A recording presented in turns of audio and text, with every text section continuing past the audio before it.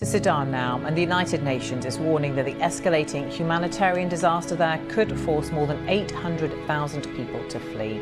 Hello दोस्तों, 45 million लोगों की ये कंट्री जो कि दुनिया के सबसे गरीब देशों में से एक है, ये सूडान, जो कि आज के समय दुनिया की सबसे बड़ी कन्फ्लिक्ट जोन बन चुका है, क्योंकि ये अपने ही देश के अंदर एक दूसरे से लड़ रहे हैं। और ये कन्फ्लिक्ट चल रहा है सूडान के आर्म फोर्सेस और आरएसएफ यानी कि रैपिड सपोर्ट फोर्सेस के बीच। और इस कन्फ्लिक्ट में यूनाइटेड नेशंस के मुताबिक 512 लोग मर चुके हैं, 4100 से ज्यादा लोग घायल हुए हैं। और यहाँ पे नेसेसरी चीज जैसा कि पीने के लिए पानी, खाने के लिए खाना, मेडिसिन की शॉर्टेज हो चुकी है, इलेक्ट्रिसिटी की शॉर्टेज हो चुकी है। और सूडान की इस कॉन्फ्लिक्ट की वजह से भारत सरकार को ऑपरेशन कावेरी लॉन्च करना पड़ा। असल में सूडान में ऐसा क्या चल रहा है जिस वजह से भारत सरकार को ऑपरेशन कावेरी लॉन्च करना पड़ा, आइए समझते हैं। Sudan's warring parties have accused each other of violating a fragile ceasefire, which has now been extended for 3 more days. Overseas now to those mass evacuations from war-torn Sudan. आप लोगों को ये video अच्छा लग रहा है तो प्लीज चैनल को सब्सक्राइब कर लेना, क्योंकि आप लोगों का एक सब्सक्राइब मुझे बहुत ज्यादा मोटिवेट करता है। अपनी टॉपिक पे वापस आते हैं। साल 1956 में आजाद होने के बाद से लेकर अब तक सूडान एक कॉन्फ्लिक्ट जोन बन के रह चुका है। अब तक सूडान में 2 सिविल वॉर्स और 7 मिलिट्री कॉर्प्स देखने को मिल चुका है। साल 1989 में सूडान के एक मिलिट्री जनरल उमर अल बशीर ने उस समय सूडान के लीडर को ओवरथ्रो करके खुद सूडान पे राज करने लगा और उनका ये राज 30 साल तक चला। उस समय सूडान के सिर्फ आर्म फोर्सेस हुआ करता था, लेकिन 2013 के अप्रैल में सूडान के दारफुर, साउथ कोर्दोनान और ब्लू नाइल स्टेट के खिलाफ लड़ने के लिए जान जाऊद ने मिलिशिया को रिस्ट्रक्टिंग और रीएक्टिवेशन किया और ऑफिशियली आरएसएफ का स्थापना किया गया। आरएसएफ यानी कि रैपिड सपोर्ट फोर्सेस। जैसे जैसे आरएसएफ बड़ा होता गया, ये और भी ताकतवर बनता गया।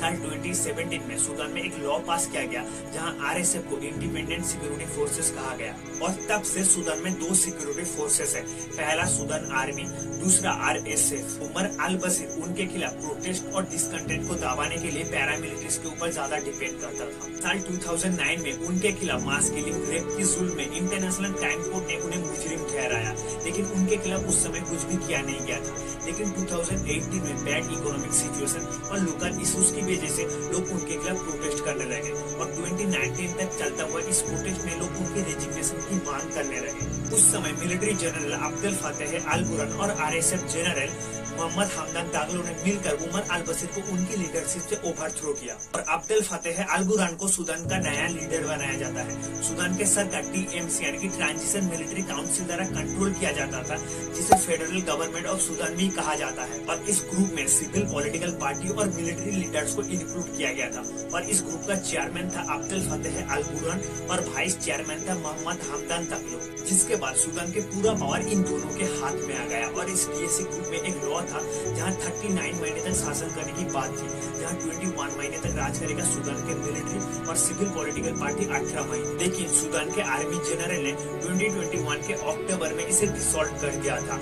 सूडान के आर्मी जनरल अब्दुल फतेह अल बुरहान और आरएसएफ जनरल मोहम्मद हमदान दागलो ने मिलकर सिविल पॉलिटिकल पार्टी के अगेंस्ट कूप कर दिया था। जिसके बाद 15 अप्रैल 2023 को आरएसएफ ने सूडान के आर्मी बेसेस के ऊपर अचानक हमला कर दिया और ये हमला सूडान के कैपिटल खार्तूम में भी किया गया था। और आरएसएफ ने प्रेसिडेंशियल पैलेस, खार्तूम एयरपोर्ट और आर्मी चीफ रेसिडेंस को कैप्चर कर लिया। जिसके बाद आर्मी ने आरएसएफ के बेसेस के ऊपर अटैक किया और सूडान में जितने भी एयरपोर्ट है सब कुछ बंद कर दिया। लेकिन सवाल उठता है, आर्मी जनरल बुरहान और आरएसएफ जनरल दागलो तो पहले दोस्त हुआ करता था, लेकिन ये दोनों क्यों आपस में भिड़ गए और आरएसएफ और आर्मी ने क्यों एक दूसरे के साथ आपस में फाइट करने लगे। 2021 में टीएमसी का नया चीफ अब्दुल फतेह अल बुरहान इस लॉ को तोड़ दिया था और अनाउंस किया था 2023 में इसका चुनाव होगा। दोनों सेनाओं की एक करने की बातचीत टूटने के बाद आर्मी और आरएसएफ के बीच फाइट स्टार्ट हुआ, ये लेकर के कौन सी फोर्स एक दूसरे की सबऑर्डिनेट में आएगा और आरएसएफ को कितनी जल्दी सूडान के आर्मी में शामिल किया जाएगा। जिसके बाद 8 अप्रैल को देश भर में जंग छिड़ गई